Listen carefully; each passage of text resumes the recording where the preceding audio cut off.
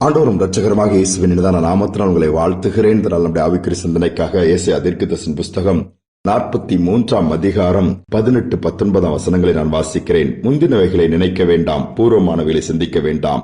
இதோ நான் புதிய காரியத்தை செய்கிறேன், இப்பொழுதே அது தோன்றும், நீங்கள் அதை அறியீர்களா? நான் வண்ணாந்தரத்திலே வழியையும் அவாந்தர வெளியிலே ஆறுகளையும் உண்டாக்குவேன்.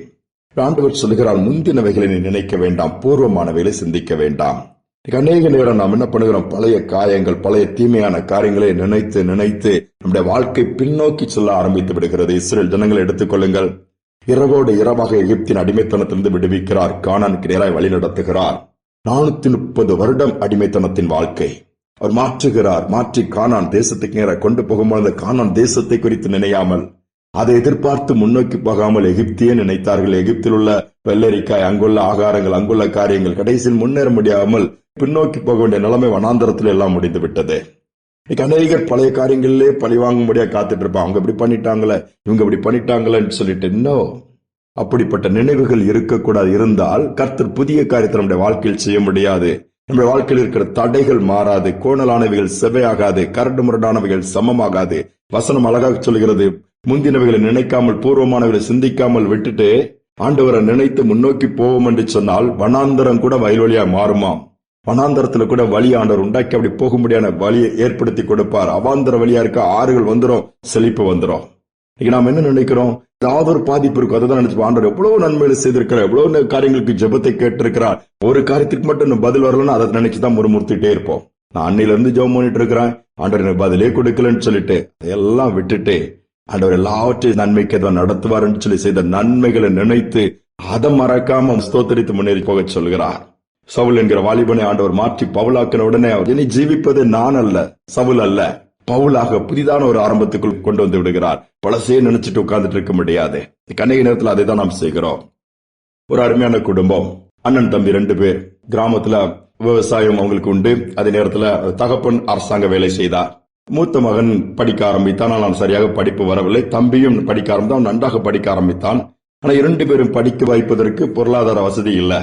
அதனால மூத்த மகன் கொஞ்சம் படிச்ச உடனே, அப்ப நான் விவசாயத்தை பாத்துக்கிறேன், தம்பியை நல்லா படிக்க வைக்கலான்னு சொல்லிட்டு பணத்தெல்லாம் நல்லா செலவழிச்சு அவங்க அப்பா வர பணமும் இவன் உழைக்கிற பணமெல்லாம் போட்டு அவனை நல்ல ஒரு நிலைமையில படிக்க வச்சு உயர்த்திட்டாங்க. அதோடு மட்டுமல்ல, அப்பாவுக்கு வர பெரிய செட்டில்மெண்ட் அம்மா எல்லாத்திலும் இந்த படிப்பு மற்ற வேலை காரியங்களுக்கு அதிகமா செலவழிக்கிறாங்க. செலவழிச்சு முடிச்சு நல்ல ஒரு வேலையில வந்துட்டான். வந்து இது பண்ண நாட்கள் சென்றுச்சுது. கடைசியில் என்னாச்சு, இவருக்கு வயதான உடனே என்ன பண்ணினார், ஏதாவது செய்யணுமா, மூத்த பையன் படிப்பும் இல்ல, இளைய பையன் படிப்புக்காக எவ்வளவு ஹெல்ப் பண்ணி இருக்கிறான், தன்னுடைய வாழ்க்கையை தியாகம் பண்ணி எவ்வளவு அங்கங்க வேலை செய்து அதுல கிடைச்ச பணத்தையும் எடுத்து அவன் படிப்புக்கு தானே கொடுத்தான்னு சொல்லிட்டு அவனுக்கு என்ன பண்ணா, இருந்த அந்த கிராமத்துல இந்த வீடை எழுதி வைத்து விடுகிறார். இது தம்பிக்கு பிடிக்கல. என்ன பண்ணிட்டான், கோச்சிட்டு போயிட்டான். போய் நல்லா செட்டில் ஆயிட்டான். அவனுக்கு நல்ல வேலை கிடைச்சிட்டு, நல்லா படிக்கும்போது வேலை கிடைத்து விடுமே, நல்லா வசதியா செட்டில் ஆயிட்டான். மூத்த தம்பி என்ன பண்றான், அவங்க குடும்பமா அவங்க அப்பா எல்லாமே அந்த கிராமத்துல இருக்கிறாங்க. அந்த அப்பா வியாதிப்படுகிறார், வயதாகிறது. ஒரு நாள் தன்னுடைய இளைய மகனை பார்க்கணும்னு ஆசைப்படுறாரு. பையனை கூப்பிட்டு, தம்பி அவன் தம்பியை கொஞ்சம் வர சொல்ல, நான் அவனை பார்க்கணும் போல தேர்ந்து, கொஞ்சம் போன் பண்ணி அவனை வர சொல்லுப்பா அப்படிங்கும் போது, அண்ணன் காரணம் வருத்தத்தெல்லாம் மறந்து, எப்பா தம்பி வாடா, அப்பாக்காச்சும் வந்து நீ அவரை பார்த்துட்டு போனா அவன் சொல்லுகிறான், நான் இப்படி வரணும், அவங்கதான் எனக்கு ஒண்ணுமே கொடுக்கலையே, அவன் பேர்ல வேற வீடை எழுதி வச்சுட்டாங்க, நான் வந்து ஏன் பார்க்கணும், நீனே பார்த்துக்கோன்னு சொல்லிட்டு போனை கட் பண்ணிருந்தான்.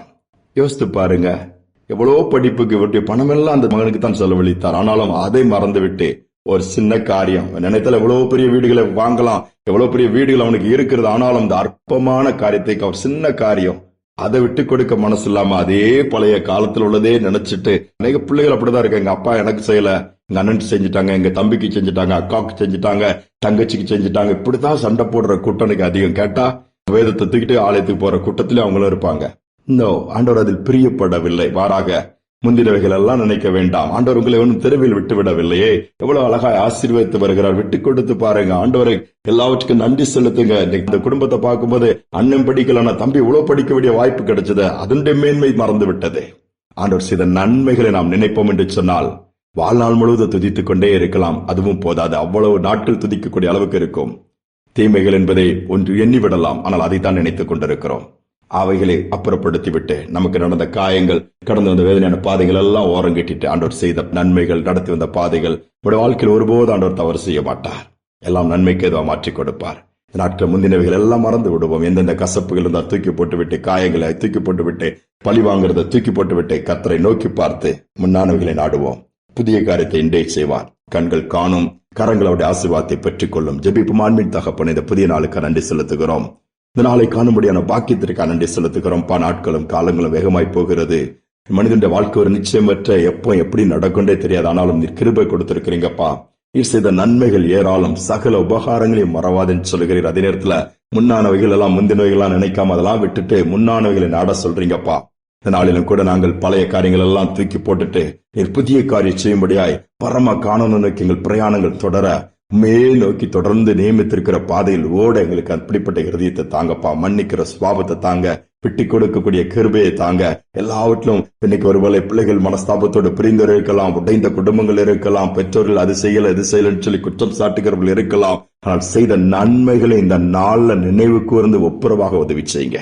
செய்வதற்காக நன்றி தாழ்த்தி ஒப்புக் கொடுக்கிறேன். துதி கன மகிமை உமக்கு செலுத்துகிறேன். இயேசு நாமத்தில் வேண்டிக் கொள்கிற நல்ல பிதாவே, ஆமேன் ஆமேன். நாம் முந்தினவைகளை நினைக்க வேண்டாம், பூர்வமானவரை சிந்திக்க வேண்டாம். நம்ம முன்பாக வைத்திருக்கிற ஆசீர்வாதத்தை நோக்கி பார்ப்போம். உன்னதமான தேவனை நோக்கி பார்த்து தொடர்ந்து ஓடுவோம். புதிய காரியத்தை செய்வார், வழிகளை உண்டாக்கி கொடுப்பார். இந்த சிந்தனையோடு இந்த நாளை தொடர்வோம். மீண்டுமாய் நாளை தினம் சந்திப்போம்.